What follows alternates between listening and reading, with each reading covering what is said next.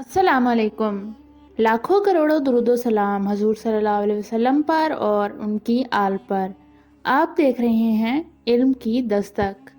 आज की वीडियो में भी हम इमाम मेहदी सीरीज़ को कंटिन्यू करते हुए कुरान और हदीस की रोशनी में कुछ मालूमात इमाम मेहदी के बारे में आपके साथ शेयर करेंगे कि किस तरह हदीस की रोशनी में और मुख्तलिफ लोगों ने इमाम मेहदी के बारे में जो कुछ कहा वो सब आपकी खिदमत में पेश करेंगे।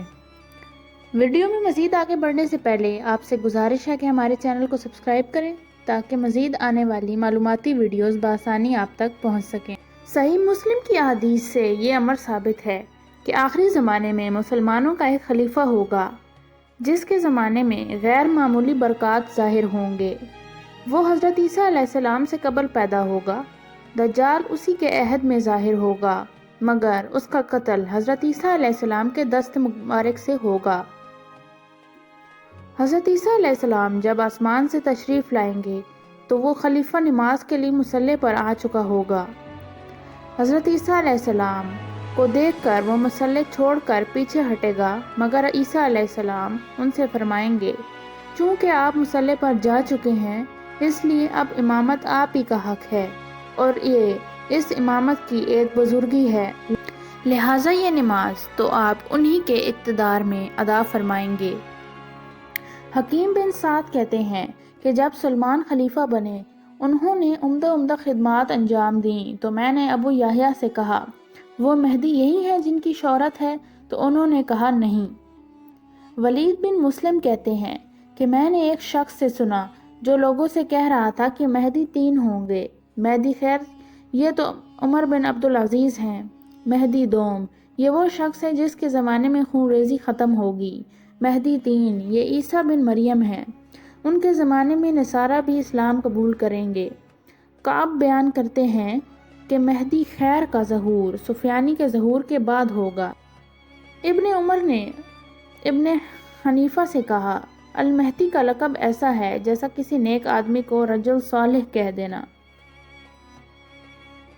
इब्ने अब्बास कहते हैं कि मेहदी का ज़हूर इस वक्त होगा जब लोग बहुत ज़्यादा मायूस हो चुके होंगे।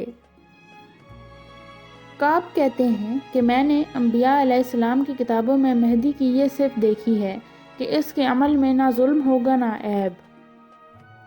मदर के सामने उमर बिन अब्दुल अजीज़ का जिक्र आया तो उन्होंने कहा, हमको मालूम हुआ है कि मेहदी आकर ऐसे ऐसे काम करेंगे जो उमर बिन अब्दुल अजीज़ ने भी नहीं किए होंगे। हमने पूछा, वो क्या? उन्होंने कहा, उनके पास एक शख्स आकर सवाल करेगा। वो कहेंगे बैतुल माल में जा और जितना चाहे माल ले ले। वो अंदर जाएगा और बाहर आएगा तो देखेगा कि सब लोग नियत सीर हैं। तो उसको शर्म आएगी और ये लौट कर कहेगा कि जो माल आपने दिया था वो आप ले लीजिए। तो वो फरमाएंगे, हम देने के लिए हैं, लेने के लिए नहीं। इब्राहिम बिन मसेरा कहते हैं कि मैंने ताऊस से पूछा, क्या उमर बिन अब्दुल अजीज़ वही मेहदी हैं? उन्होंने कहा, एक मेहदी वो भी हैं लेकिन वो ख़ास मेहदी नहीं। उनके दौर का सा कामिल इंसाफ इस दौर में कहाँ? अबू जाफ़र फरमाते हैं, लोग मेरे मुतालिक ये गुमान रखते हैं कि वो मेहदी मैं हूँ, हालांकि मुझे उनके दावों से अपना मर जाना ज़्यादा नज़दीक तर है। सलमा बिन ज़फ़र बयान करते हैं कि एक दिन हुज़ैफ़ा के सामने किसी ने कहा कि मेहदी ज़ाहिर हो चुके हैं। उन्होंने फरमाया, अगर ऐसा है जबकि नबी करीम सल्लल्लाहु अलैहि वसल्लम के सहाबा तुम्हारे दरमियान मौजूद हैं तो तुमने बड़ी फलाह पाई। याद रखो कि वो इस वक्त ज़ाहिर होंगे जबकि मसाइब की वजह से कोई गायब शख्स लोगों को उनसे प्यारा मालूम ना होगा, यानी लोगों को उनका शदीद इंतज़ार होगा। रब्बुल आलमीन की ये अजीब हिकमत है कि जब किसी अहम शख्सियत के मुताल्लिक़ कोई पेशनगोई की गई है तो उसकी उसी आजमाइशी ज़मीन पर हमेशा उस नाम के काज़िब मुदई चारों तरफ से पैदा होना शुरू हो गए हैं।